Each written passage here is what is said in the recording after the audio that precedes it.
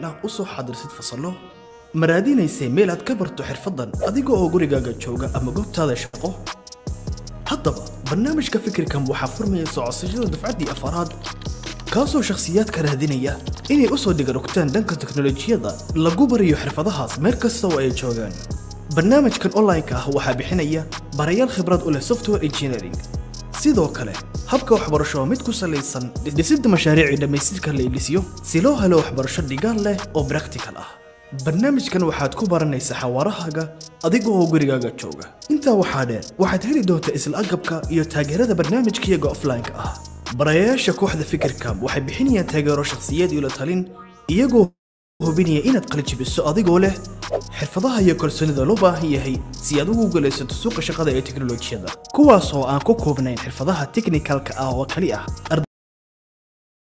magacaygu waa maxamed cabdilaahi waxaan ka mid ahaa dafcadii labaad ee ka baxday Fikrcamp aniga journey-gaygu wuxuu ku bilaabmay markii aan isku dayay software development-ka aan keligay barto markaa waxaan isku dayay YouTube videos aan daawado documentations aan akhriyo laakiin caqabadaha waaweyn ee soo baxday runtii waxay ahayd structure-kii aan u baahnaa iyo roadmap-kii haygaleed ban waayey taasina waxay ku keentay inaan progress fiican sameyno I think go'aanka ugu fiicnaan gaadho wuxuu ahaa inaan ka soo qayb galo Fikrcamp because markaan soo gaday waxaan ka helay structure-kii aniga iga maqnaa iyo mentorship program fiican oo iga caawinaya caqabadaha iga soo horbaxa Fikrcamp markaan ka qalin jabiyay waxaan ku takhasus teknoolojiyada ka mid ah oo la yiraahdo Salesforce on ka diyaariyay dhowr shahaadadood imkana waxaan ku shaqeeyaa Salesforce certified administrator dadka xiiseynaya software development-ka waxaan la talin lahaa Fikrcamp waxa weeyaan meesha ugu fiican aad ka bilaabi lahayd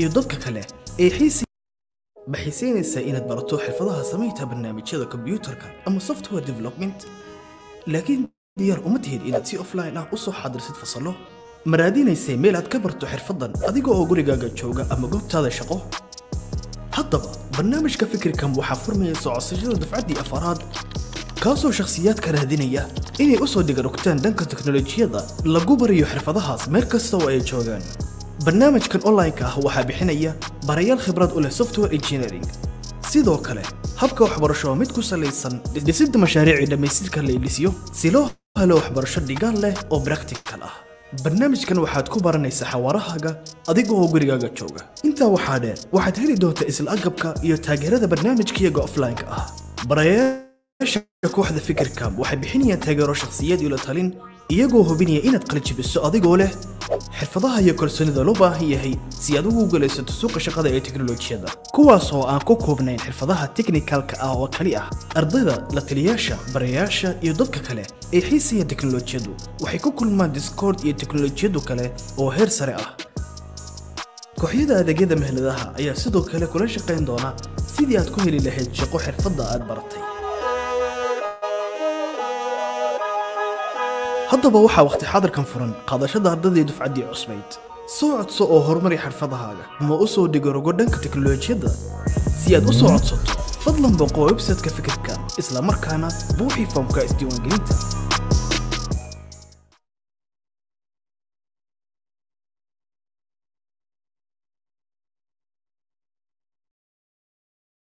lagu dhigtaa marka hore apply garee course-ka interview-ga email aqbalaad hel dabaaldeg Discord-ka soo gal ardayda baajkaaga isbar casharaanta daawashadiisa bilow baro fundamentals-ka HTML CSS JavaScript galaaska tag sug galaasku waa online guriga ku noqo laylisyada ka shaqee error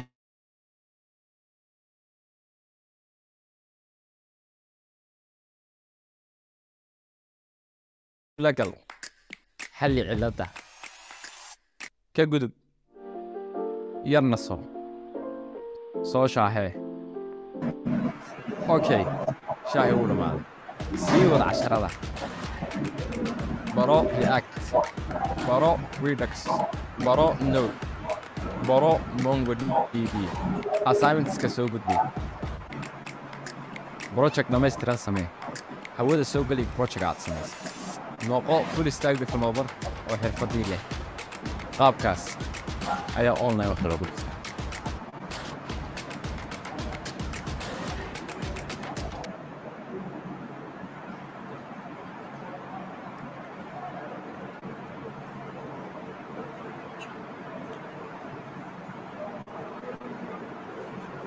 Hi everybody, Assalamu alaikum. Hope everybody's well. We are waiting, I think, for Redwan to join the live stream. Redwan, where are you?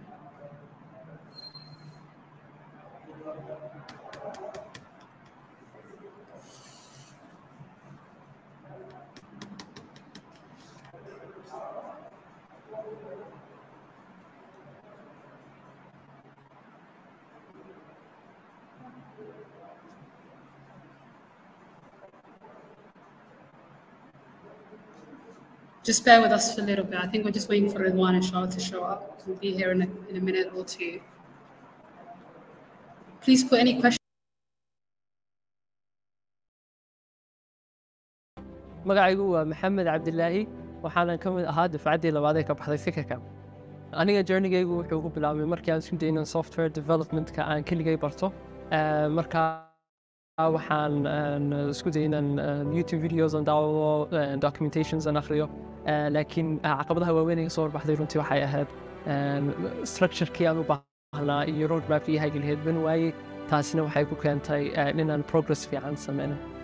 I think go'aankii ugu fiicnaan gaadho wuxuu ahaa inaan ka soo qayb galo Fikrcamp because markaan saa u galay waxaan ka helay structure-kii aniga iga maqnaa iyo mentorship program fiican oo iga caawinaya caqabadaha iga soo horbaxa. Fikrcamp markaan ka qalin jabiyey waxaan ku takhasusay takhasus teknolojiyada ka mid ah oo la yidhaahdo Salesforce oon ka diyaariyey dhowr shahaadadood. Iminkana waxaan ku shaqeeyaa Salesforce Certified Administrator. Dadka xiiseynaya software development waxaan la talin lahaa Fikrcamp waxa weeyaan meesha ugu fiican aad ka bilaabi lahayd. samaynta barnaamijyada kombiyuutarka ama software development laakiin diyaar uma tihid inaad si offline ah u soo xadirsid fasallo ma raadinaysay meel aad ka barto xirfaddan adiga oo gurigaaga jooga ama goobtaada shaqo haddaba barnaamijka Fikrcamp waxaa furmaya socodsashada dafcaddii afraad kaasoo shakhsiyaadka raadinaya inay u soo dhigarogtaan dhanka teknolojiyada lagu barayo xirfadahaas meel kasta oo ay joogaan barnaamijkan online-ka ah waxaa bixinaya barayaal khibrad u leh software engineering sidoo kale habka waxbarasho mid ku salaysan dhisidda mashaariic dhammaystirka la ilisiyo si loo helo waxbarasho dhigaan leh oo practical ah barnaamijkan waxaad ku baranaysaa xawaarahaaga adigoo gurigaaga jooga intaa waxaa dheer waxaad heli doontaa isla agabka iyo taageerada barnaamijkayga offline-ka ah barayaasha kooxda Fikrcamp waxay bixinayaan taageero shakhsiyaad iyo la talin iyagoo hubinaya inaad qalajibiso adigoo leh xirfadaha iyo kalsoonida loo baahan yahay si aad ugu guulaysato suuqa shaqada ee teknolojiyada kuwaas oo aan ku koobnayn xirfadaha technical-ka ah oo kali ah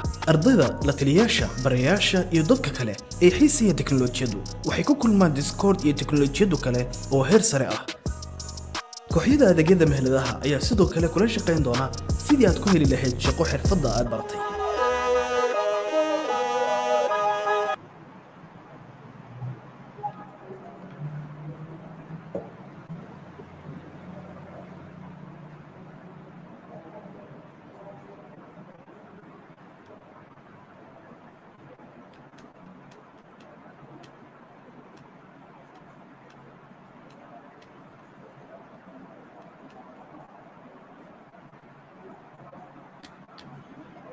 I think we're having some technical issues. Please just bear with us for a bit.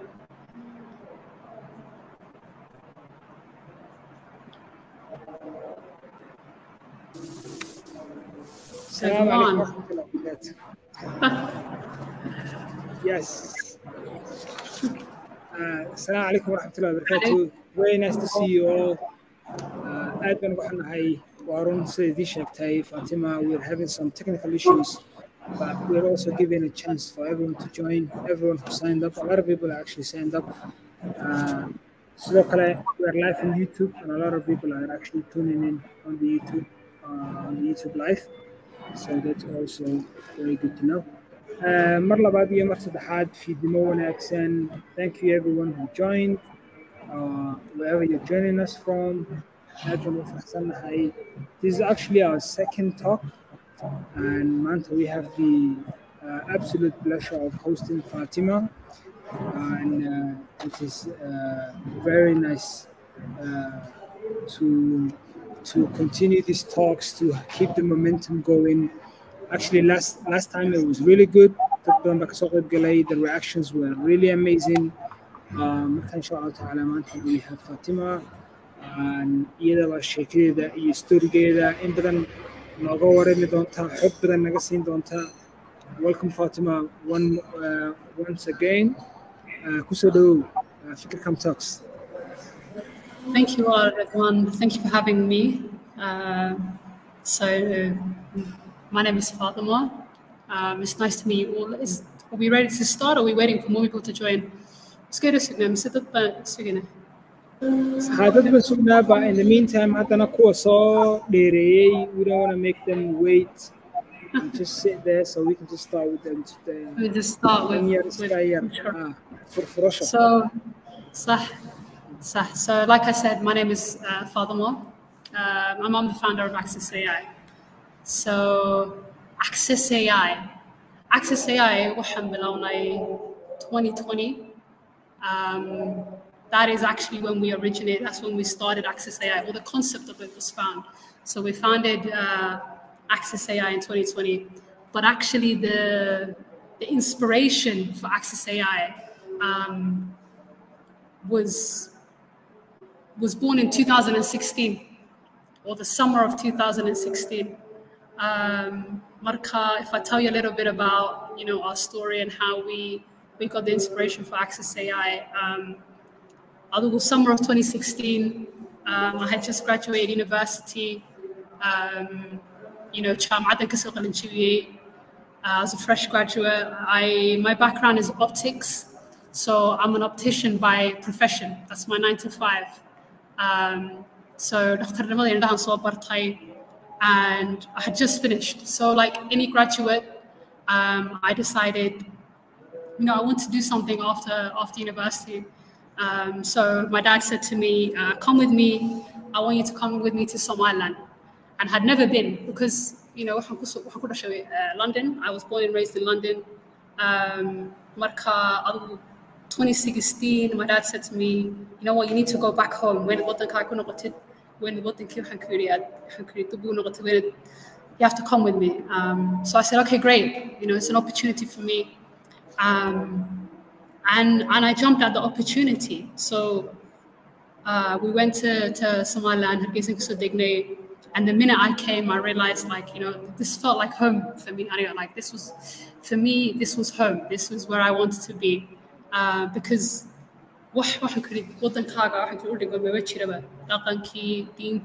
identity, so many things. I just related so much to it. And for me, the thing I'm passionate about is giving back. I'm passionate about it. And I said to myself, okay, cool. So I went around, I visited the hospitals, some of the eye hospitals like Menhel, Chamad Hargeisa, University Institutes, different institutes. I went around just to see, what they were doing. And really, they were doing some amazing work. I was totally inspired. So I thought, it was amazing. The work that was being done was amazing. The things, the people that I met were amazing, because I met so many young people that had graduated from university, or, that were doing different things. But at the same time, there was a huge discrepancy.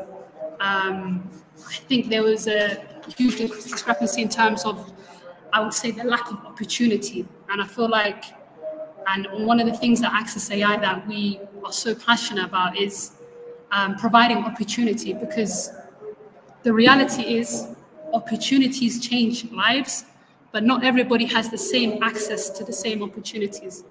And I saw that myself firsthand. And I remember firsthand for me, the thing that, really made me pivot and really, inspired me to do something about it was I had an encounter with a young man who I remember me and my dad went and maalin buu aabay guri wuxuu kuri idil waxa digtaa xab halkan naga soo qabo. So I jumped out the car. Before we move, we need to also shed a light on your two names. She's named Fatima, but also known in her family Idil. So don't get confused, guys. You can continue. Okay, so yeah, me. So he said, yeah, go get us hab from the shop, okay? So I got off the car and this guy, I tell you, he replied to me in perfect English, like the Queen's English, better English than me. He said, do you want one watermelon or do you want two or do you want half? And I was shocked. I was like, okay, so he speaks English. Okay, cool. And then I asked him, I said, oh, okay, so you speak English? And then he was like, yeah, I speak English. I said, do you teach yourself? And he said, yes, I taught myself and I learned from school. So then I was like, okay, so you're studying now, you go to university? And he was like, no, I finished university, I'm a graduate, I studied economics. And wixii bay isu qaban waayeen. Waxaan ku yidhi bacdlaan haystaa, waxaan ku yidhi waqtigaa kulul baan xabxabiibinaya. Haddana jaamacaddan ka soo baxay waan soo qalin jibay, economics baan soo dhigtay. I was just mind blown. And then I was like, we have to do something about this. And that was the moment that I knew, like, we needed to do something. And I'll fast forward a couple of years, 2020, that is where, Access AI was born from wanting to do something bigger. And I combined my passion that I had for tech and startups and all things innovation, and obviously data annotation, the work that we actually do, with wanting to make a difference. And that is why our slogan is changing lives one job at a time, because that's what we're about. And we realized that, or the inspiration behind Access AI was, if we could bring AI to Hargeisa, or if we could bring AI to Somaliland or to a country like this, then the people would realize that nothing is impossible. Anything is possible for you. That's where the inspiration for Access AI came. Okay, so it was Malaran Kara. Is it safe to say in Lerahlo Ninka Hablaha back inspired Grey to join tech, or you had previous also like a soft spot for tech before you? Oh yeah, definitely. I've always loved tech. Tech has always been something I've always been passionate about, because technology is the advancement of the future. Like, it's advancing humanity. To be involved in something like that, or to be part of a movement like that, for me has always been, truly inspiring. So even, I think, as a profession, like you said, I'm a competition, and that stems from wanting to help people. And that's like my passion. Tech is just how we can do it on a bigger scale. That's what I went us. Yeah.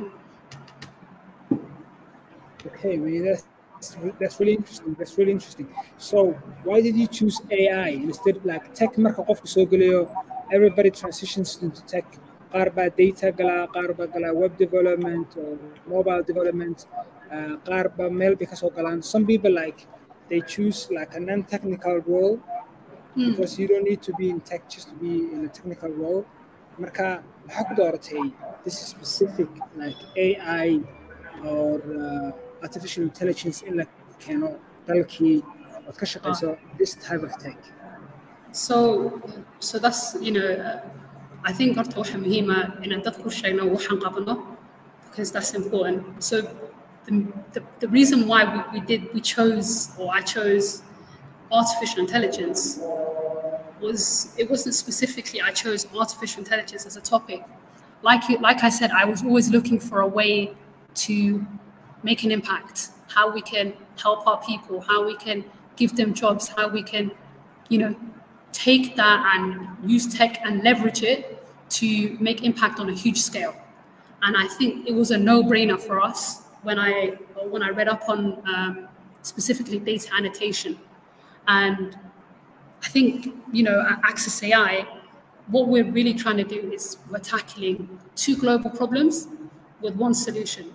So the first global problem is, let's say, data, okay? And this is kind of our explanation of what we do. So we would say data is the #1 barrier in making AI accessible and successful, because data labeling consumes 80% of an AI project's time, which is why most AI businesses fail within the first year. And the process of data labeling is essential, because for an AI model to be successfully deployed, you have to feed it tens of thousands to hundreds of thousands of images. All of these images have to be manually labeled by a human or someone in the loop. So that was problem one. And the second problem that we also saw was, like I said, was the problem of youth unemployment, or, you know, the lack of jobs. Correct me if I'm wrong. I feel like the statistic is 67% of Somali youth are, you know, unemployed, or the employment rate in Somalia is 67%. So when we realized, you know, there was two global problems, we thought, what is a way to sort of interlink it?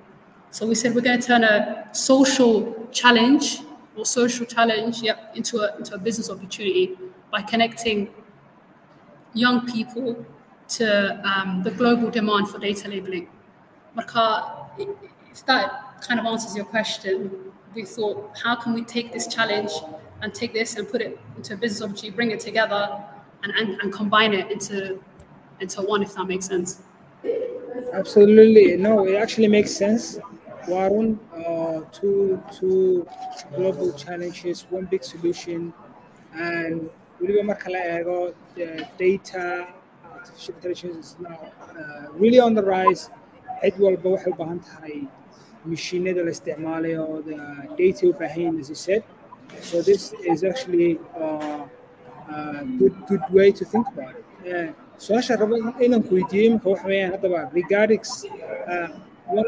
you said problemka labaad ee rabno inaan xalino waxa weeyaan it's the epidemic ka dhacay xagga dalkeena oo ah shaqo la'aanta dhalinyarta wada bilaa shaqo. So and then marka horena waxaa tiri beautiful words which were like talent is everywhere, so the Somali youth have the talent but the opportunity is not everywhere. So adigoo labadaas ku eegaya, how can you tell us a little bit more about the tech talent, the talent pool of Somali youth, iyo shaqadiina sida isku xiran tahay in that sense? So I think when it comes to talent is, like I said, is incredible. Like just being here and seeing talent aan aragnay iyo dhalinyartaan aragnay oo mutacalimiin oo soo taqasay oo have experience, or like 10 times I would say some of them are so advanced, like, you know, a lot more advanced than maybe even younger people from the West who have had a greater opportunity than in terms of education. لكن مشكلته حوالي وطنكي شغلان بطالة, and the problem is we need to create more jobs, you know. And I feel like for such a long time, and it might be controversial, but I have to say it, for such a long time, I feel like we have been set in traditional way of thinking. Two things. One is the traditional way of thinking, which is like, problem okay, let's build a school, let's build a hospital, you know, let's, you know, dig a well, let's do all of these things. And that's a traditional way of thinking. But I feel like what we need to do is actually create jobs, because by creating jobs, then you're actually injecting capital directly into low-income households, rather than waiting for trickle-down economics to work in like a region like Somalia.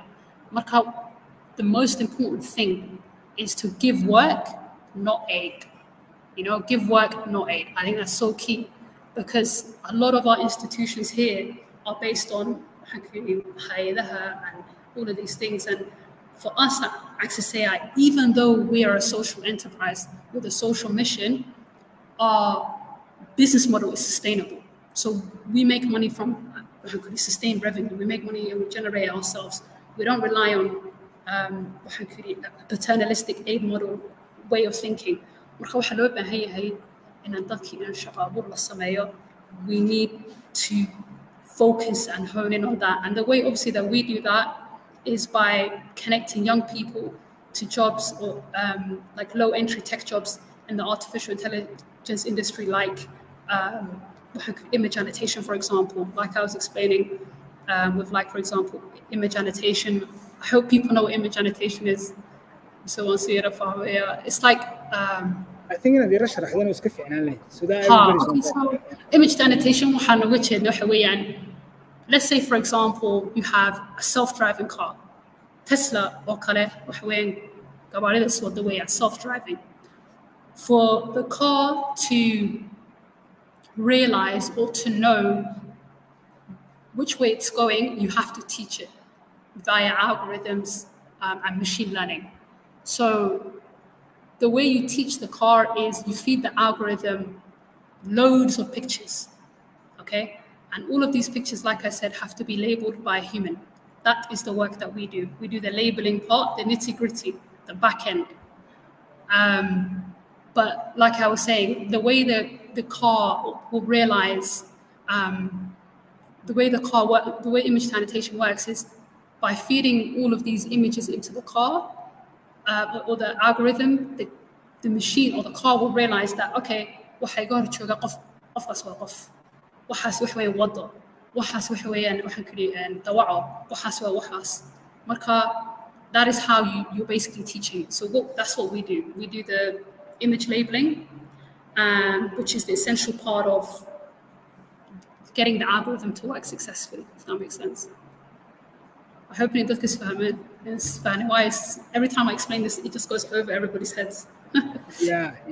So you guys have been doing this for a while now. Access AI in the picture في dalka. Dadku markay weydiyaan Access AI maxay qabataa. Dad badan way ku mashquulaan, dad badan way ka fahmi waayaan. But at least imika la soo fahmaya iska in there. And now you guys actually have some practical projects. dadkiiba tababarsan shaqadiiba wadaan, so now it's making more sense and dadku way la soo qabsanayaan insha Allah ta'ala. Like a simple example would be imako kale waxaan gacanta ku haynaa, let's say NLP.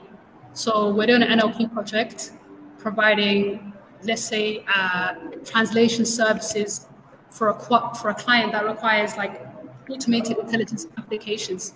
Marka adu shaqada kale NLP-ga حق ممكن نحطها في Somali children of Somali to Germany. So we're doing English to Somali and Somali to English.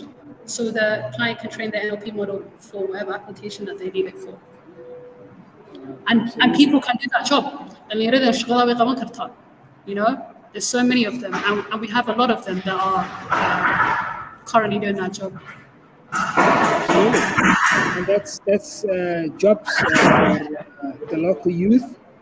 And waa si fiican runtii dadku soo fahmayaan marka mashaariic helaan, the practical things are happening on the ground. It all makes sense.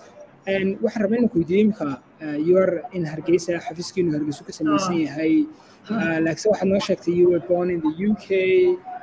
dadkeeni dhallinyaradeenii waxay doonayaan inay tagaan maybe inay Ingiriiska tagaan, inay Maraykanka tagaan, inay xagaas ka soo shaqeeyaan ama Europe.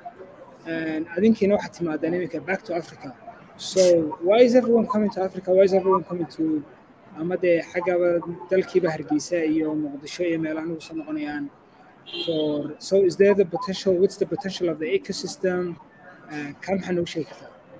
So horta maanta marka la marayo and the African tech ecosystem, I genuinely believe Africa today is the most exciting place to be right now. As an entrepreneur, as a tech enthusiast, there is nowhere else I would rather be, because the opportunity we are seeing now is something we have yet to see in human history.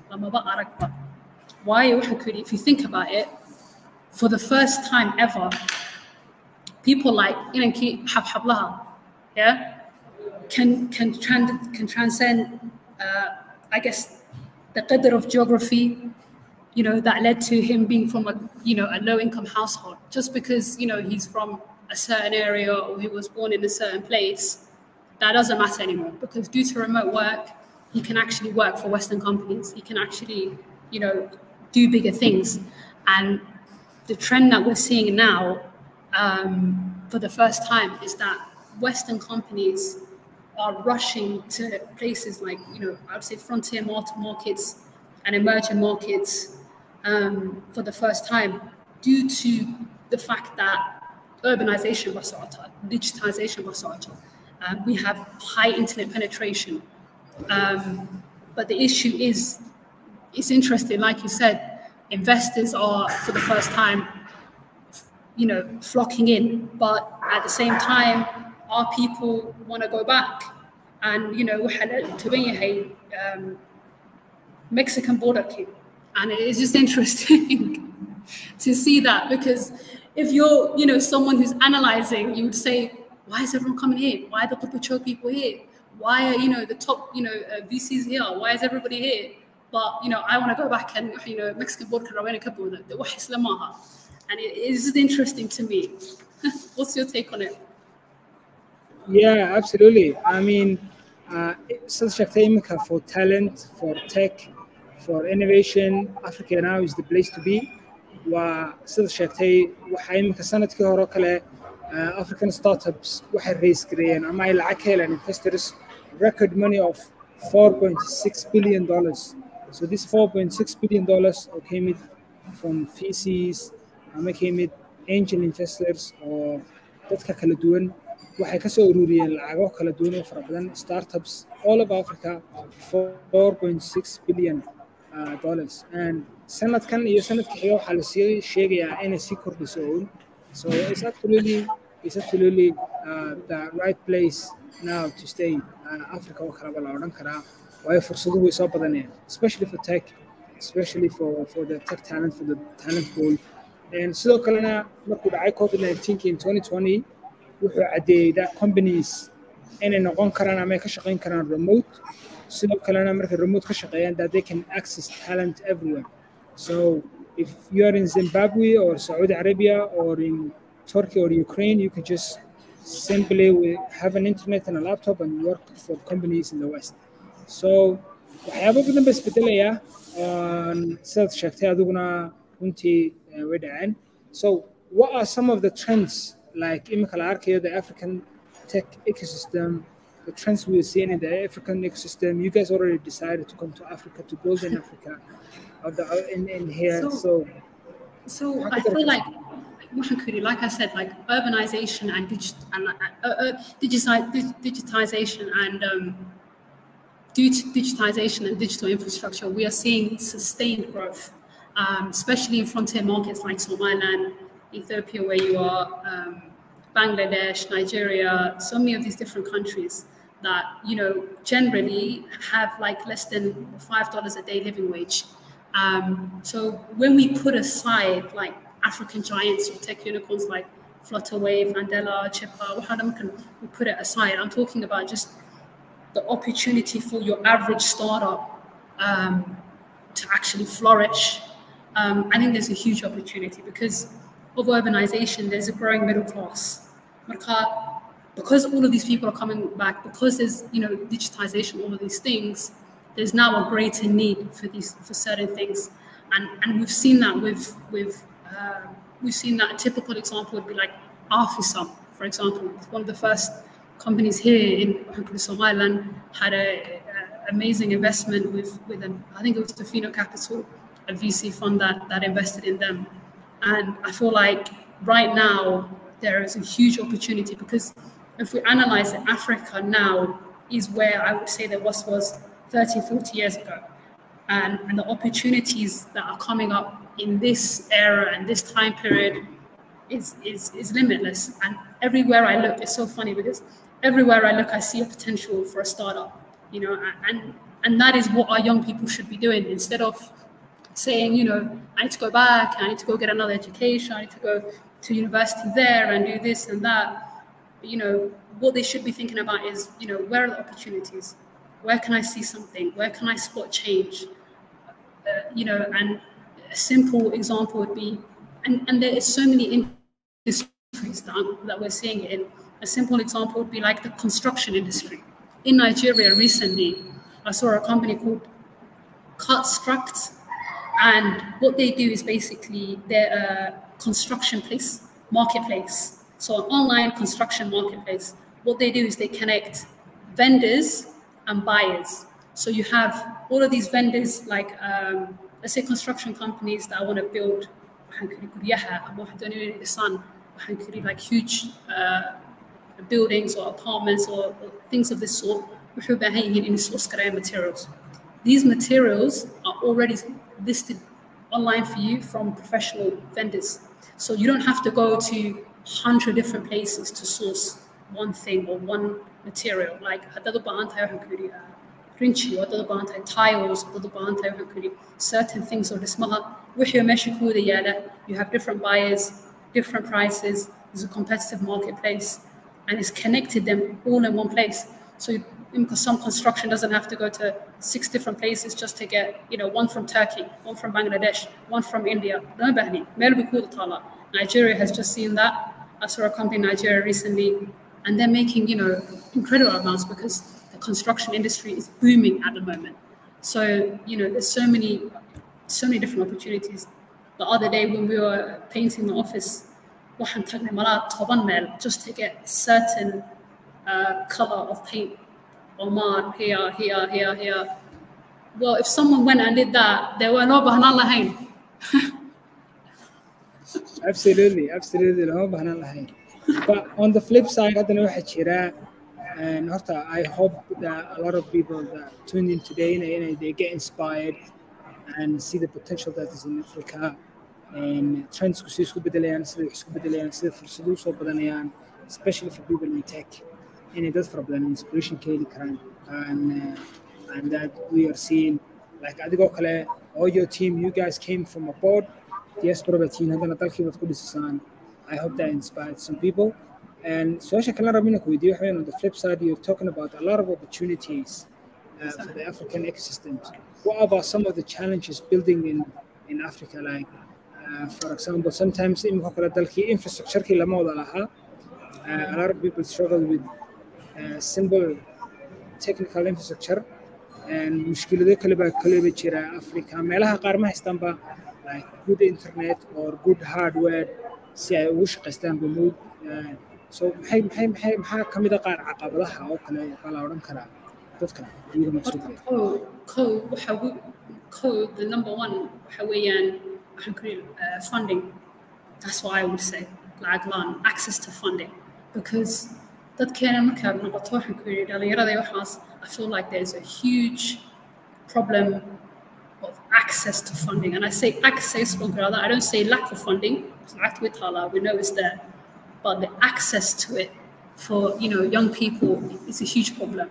And I feel like that is one of the main reasons why they're saying, we need to go back to Baba, because now then we come back and XYZ. And from that aspect, I can sort of see where their concern is, because there's a huge issue when it requires like access to funding. Why? Because a lot of the young people don't know where to go or where the different opportunities are, or where they might be able to find funding. Kind of, let's say for example, someone wants to start a startup. I think it would be harder for them to find, let's say for example, VCs, like you said, technical infrastructure, internet, so many other different types of problems. But for me, even for us, we're bootstrapped. We did this all ourselves. We didn't have no, funding from outsources to us. We started from scratch. Even for us, funding was an issue. So I would imagine for someone here, that would probably be the most difficult part of kickstarting something there.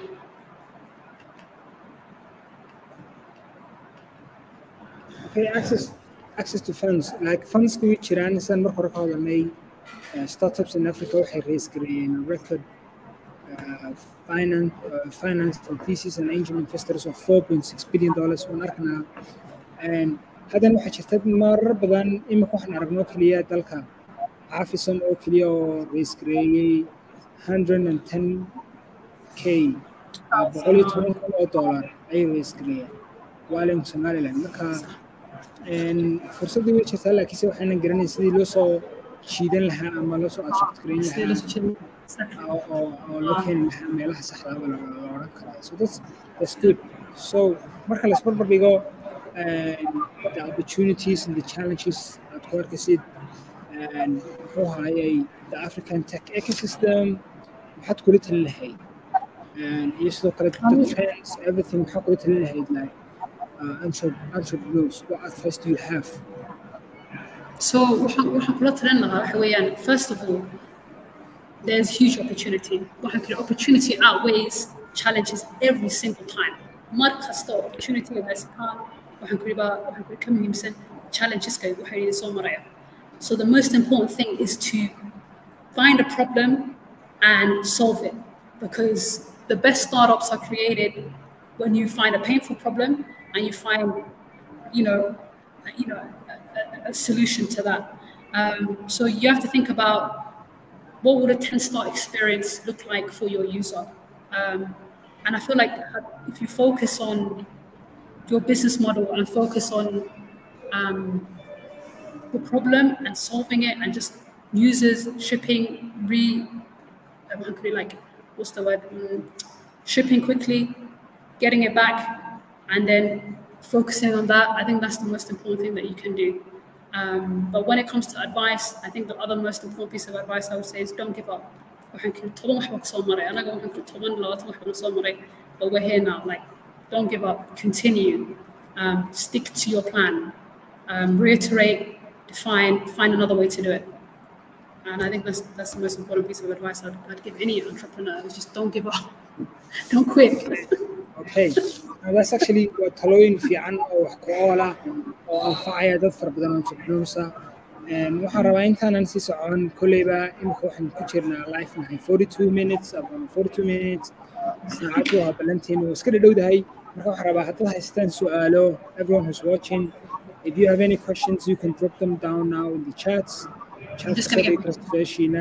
and then we're going to get ready waa iska dhowdahay inta su'aalaheena and Fatima charger key so give me a second yes do that yeah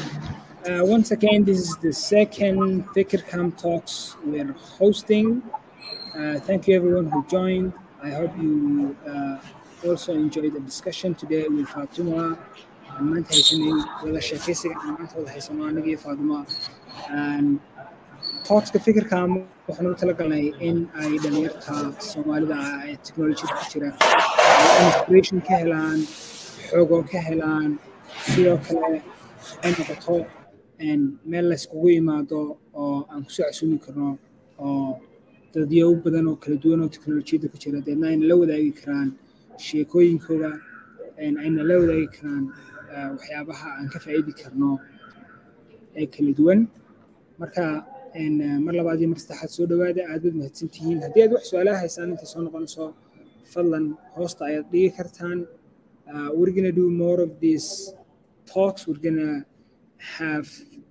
gonna invite some technical people like programmers and designers we're gonna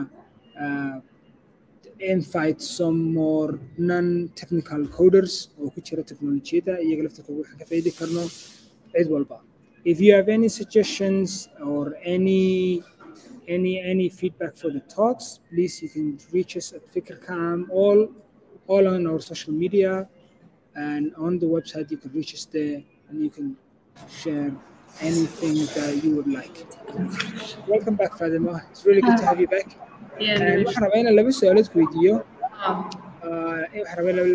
ku weydiiyo before intaynaan u wareegin su'aalahayna soo weydiinaya mid ka daawanaya su-aasha koowaad waxa weeyaan like imika waad bilowdeen access AI waad wadaan waxaad aragteen demand waxaad aragteen fursad like where do you see access AI going in a few years like sideebad rabtaan inaad growing you samaysaan or what's the vision like what do you want to do with access AI in a few years so I think ideally ideally we want Access AI to become Access AI Solutions.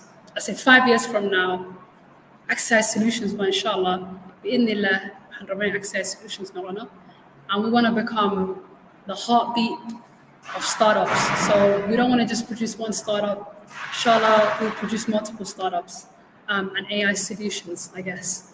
And that is because I think what we're saying is, it's not Access AI as, whole that's saying we're just going to produce one startup, we're going to produce, but Access AI solutions is in general.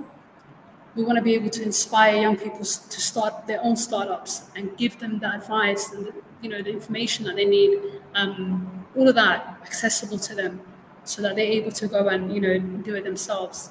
And with Access AI currently, I'd say within the next year or 2 years, inshallah, what we're planning to do is really niche down and specialize. So there's 2 areas that we're thinking about. The first one is NLP. So natural language processing, because we're seeing a huge demand for that, especially in the Somali language. And the other area is medical AI annotation. So like medical AI annotation is like healthcare. So for example, there are so many AI solutions currently in the medical industry or the healthcare industry that we're seeing. And many of these need medical images annotated. And a brilliant example is a friend of mine is building an app, an application or AI model that is able to detect diabetic retinopathy in diabetic patients. So eye diseases go color, for example, this AI model will be able to detect it. So for me as an optician, if I take a retinal image, AI model we share this amount of percentage detecting diabetic retinopathy, what kind of issues that is detecting. And these kind of AI models AI image labeling. And this kind of image labeling professionals such as the radiologists, cardiologists, these kind of professions. And I feel like just from the top of my head, I know 4 doctors without a job right now. So if I can get them in a job, that would be great, and the money is a lot better than your average. They get paid quite a bit. So we're kind of thinking of niching down and specializing in those 2 areas.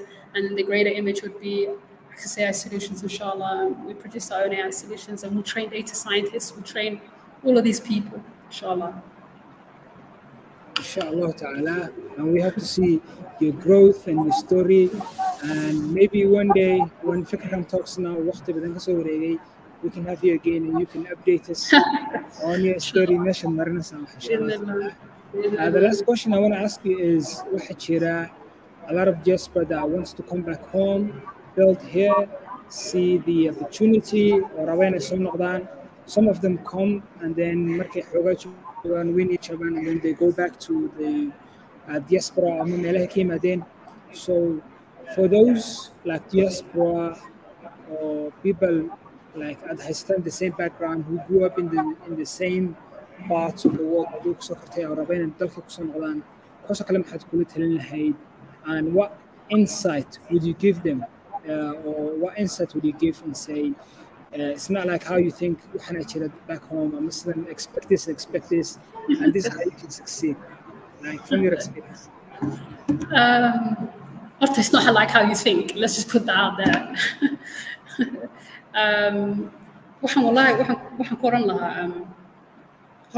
There is a huge opportunity, but at the same time, you have to be willing to sacrifice a lot of things, because without sacrifice, nothing comes easy.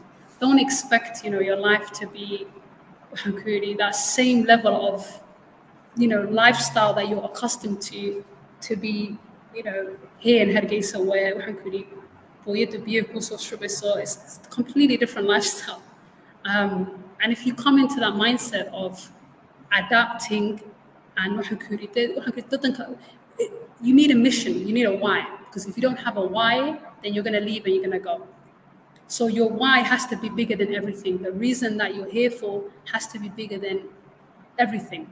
because if you have a reason and you're solidified in your purpose and I'm here to help my people, that's why I'm here, or I'm here to do this, or I'm here. But if it's like I'm here to make money, I'm here to get rich, I'm here to do this, I'm here to do that, you're never gonna be able to settle down. You have to have a solid reason or solid why. That's the first thing. And the second, piece of advice that I would give is for them definitely to come back and to invest into their people and into their lands. And I've already seen so many brilliant, AI solutions. For example, Ether. I'm not sure you know about Ether. You guys probably do. You guys are the host. Ether is an application that you transfer money from your wallet, so from your Premier wallet to your ZAD. And that app recently has been the most brilliant thing that I have used since I've been here, because since World Remit, for the diaspora people know what's happening, since World Remit has stopped sending payments via ZAD, and it's been difficult to go through there, everyone has to go through Premier Wallet. And going through Premier Wallet before, for me, was hugely difficult because I'd have to go to Premier Wallet and then acting on Sosara, Premier Wallet, acting on Sosara, then take it, telesummon, ZAD cable showaya. That is a huge process. But Ether has simplified that. So you're able to just transfer money straight from your Premier Wallet straight to your ZAD. And when I see, and I think that the young man who's created the app, from what I know, I think he's a diaspora individual. So I think that's so brilliant. These are the kind of solutions that we need in fintech. These are the kind of things that that we actually need, that are actually making a difference.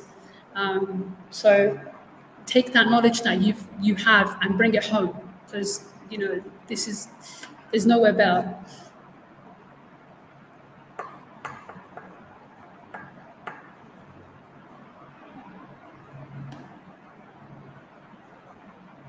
Absolutely. I was muted. Sorry. So it's ka soo dhamaatay waqtigeenu iska gabagabo ku dhow yahay.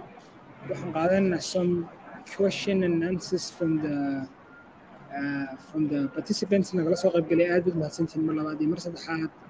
Aad baad mahadsantahay adiguna mar labaad iyo mar saddexaad, Fatima or Idil, for inspiring us all. The first question is from Abdiqani Ali. It's right here on the screen. Wuxuu noo sheegay, what are some of the obstacles you face running a startup back home? And I think social marna what care joogtay. If you can answer this one. A little bit. Please. I think institutions, I think that's a huge problem, because if, for example, institutions, I feel like maybe it's a bit controversial, but I will say it anyway. There are some monopolies, I would say, in the country where sometimes it's hard for a young person who's building a startup to, for example, I have a friend who's building a startup, okay? And the ZAD API. How hard do you think it is to get a hold of that? For an average person in the West to get a hold of an API, you put it in Stripe, you put it in all these other different payment gateways. But for a payment gateway like you have to connect it to ZAD, it's a little bit more difficult.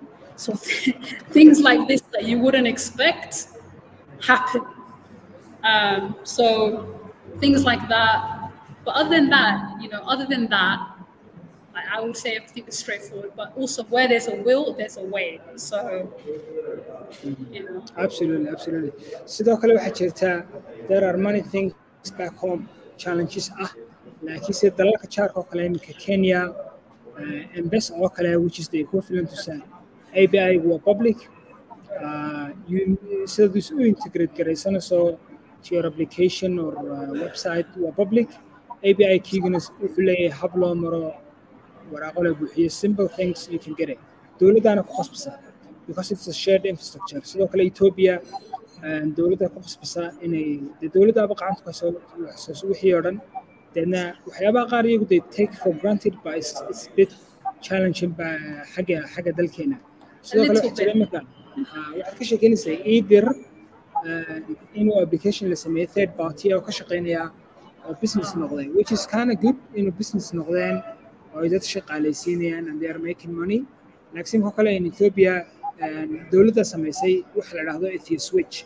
So you can easily transfer to every bank and every wallet and every mobile money application simply because of Hargeisa, which it's integrated on all the banks and wallets and mobile money systems. Marka waxyaaba qaran for granted u qaadana xaggaas waxaa laga yaabaa inay tahay wax mushkilada back home.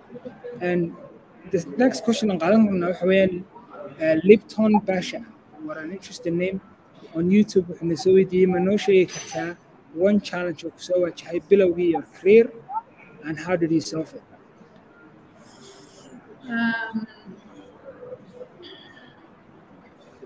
There were so many challenges. Which challenge? I think for us, one of the main challenges was, one of the main challenges that you're going to face is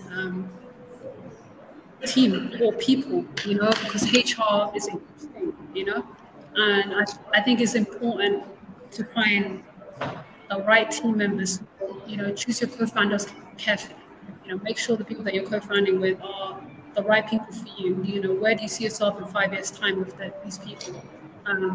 So, you know, some of the, you know, the first challenges that we had was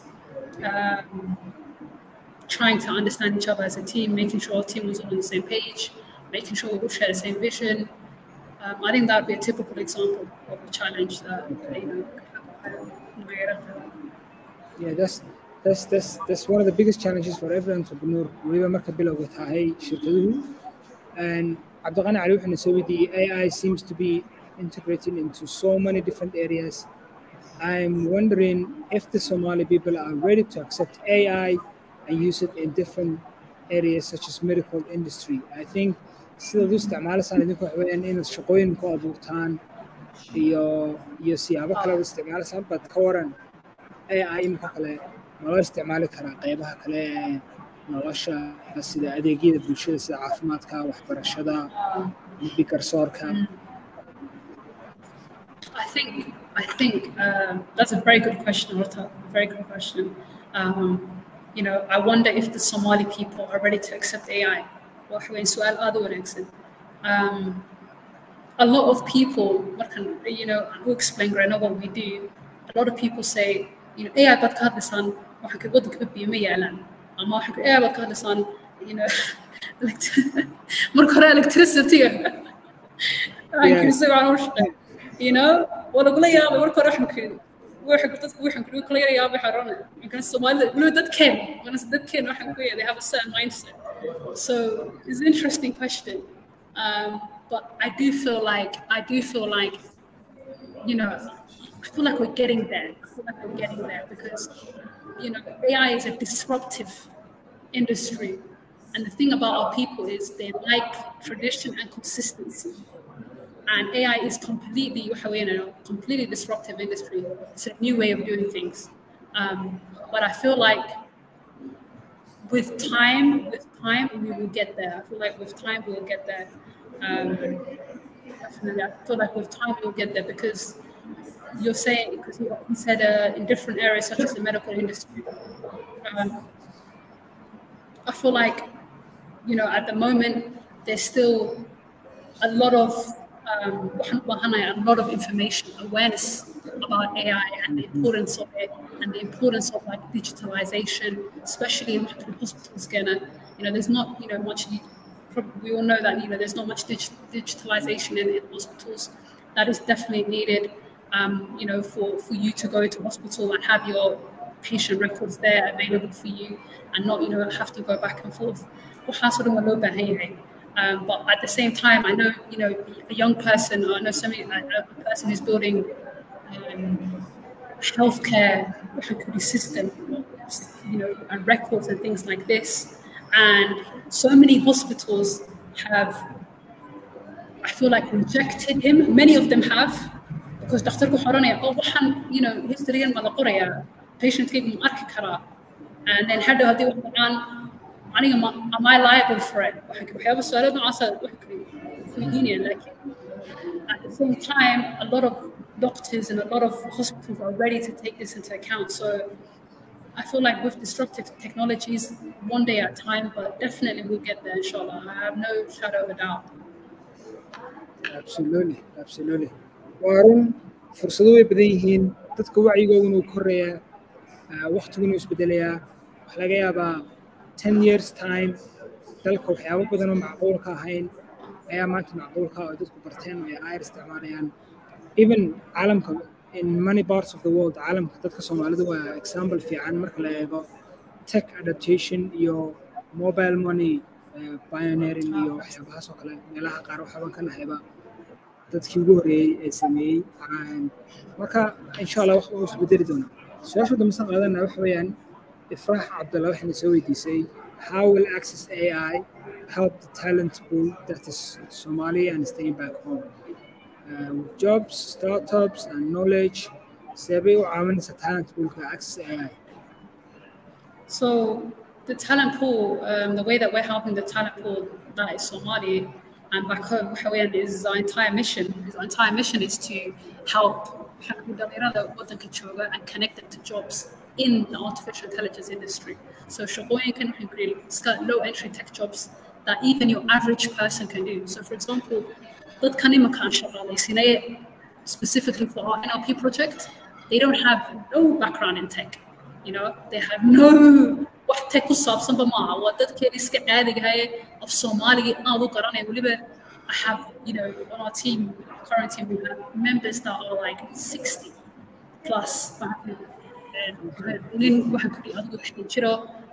computer haddana af Soomaaligiis uu yahay waxaan ku dhigay 10 waxaan ku dhigay af Soomaaliga qoraya bugaagta lagu qori jiray is the kind of people that we are shaqaalaysnay and you know other people that you know young graduates that have just graduated from university that actually one of our graduates, she's a medic, she's got no background in tech, she's a medic, but at the same time her Somali is very, very good and her English grasp is very good. She's, you know, working on this NLP project. So the range of people that we're helping is not just, you know, off tech or something. So that's how we're doing it. Absolutely. Thank you so much for answering that question as well. هل سؤال أو وجوداً بس أنا قاعدنا عندنا وسخ حرنا مرة بعد كم هسه وقتي على سؤال شو إحنا نسوي دي سي ريان عبد الله. She says Google has an introductory course on generative AI. Are there any other courses you would suggest to get a better idea of AI? Absolutely. Intel, search Intel. Intel has an AI for readiness course, and it also has a course called AI for youth. So that basically will cover all the topics that you need to get a good grasp of AI and what AI, you know, what AI is and the use cases and the applications, and it's for everybody. So, you know, you don't have to be an expert to do this course. I know at the same time, Fikrcamp are probably doing some brilliant courses as well, so check them out.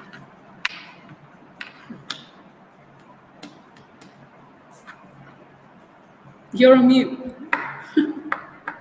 Yes, thank you. So that's 1 hour, and it was lovely to meet you, Fatima, over here, to have you here. And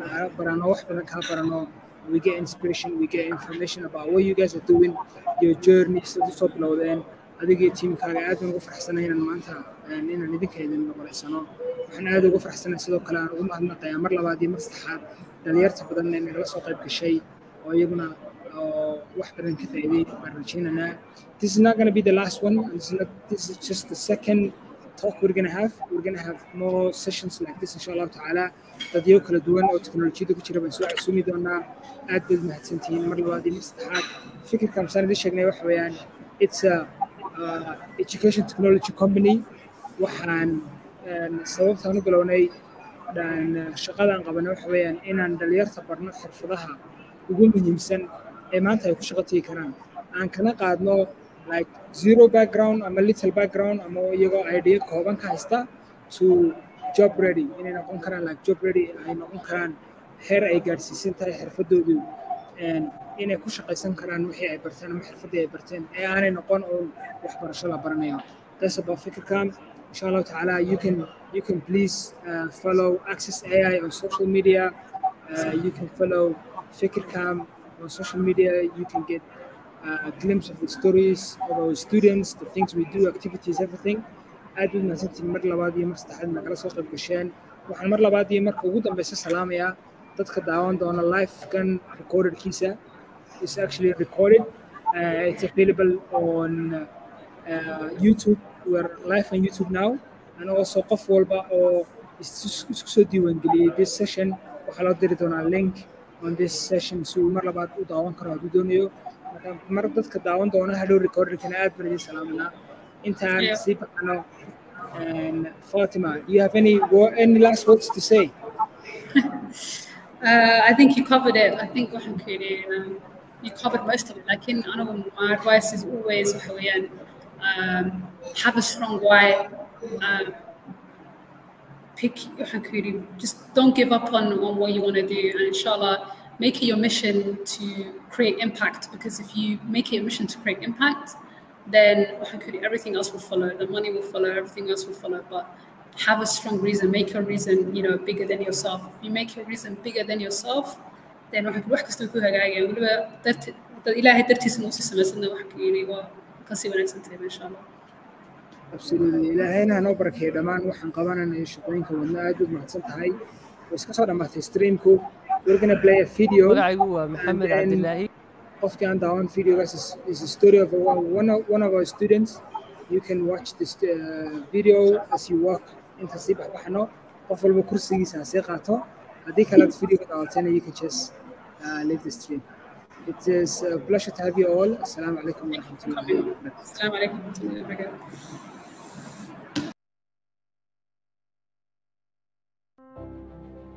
magacaygu waa Maxamed Cabdillaahi waxaanan ka mid ahaa dafcaddii labaad ee ka baxday Fikrcamp.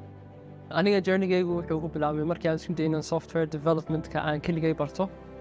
Markaa waxaan isku dayay inaan YouTube videos aan daawado, documentations aan akhriyo. Laakiin caqabadaha waaweyn ee soo horbaxday runtii waxay ahayd structure-kii aan u baahnaa iyo roadmap-kii haygii lahayd ban waayey. Taasina waxay ku keentay inaan progress fiican sameyno. I think go'aanka ugu fiicnaan gaadho wuxuu ahaa inaan ka soo qayb galo Fikrcamp because markaan saa ogaday waxaan ka helay structure-kii aniga iga maqnaa iyo mentorship program fiican oo iga caawinaya caqabadaha iga soo horbaxa. Fikrcamp markaan ka qalin jebiyey waxaan ku takhasus teknolojiyada ka mid ah oo la yidhaahdo Salesforce oon ka diyaariyey dhowr shahaadadood. Iminkana waxaan ku shaqeeyaa Salesforce Certified Administrator. dadka xiiseynaya software development-ka waxaan la talin lahaa Fikrcamp waxa weeyaan meesha ugu fiican aad ka bilaabi lahaydeen.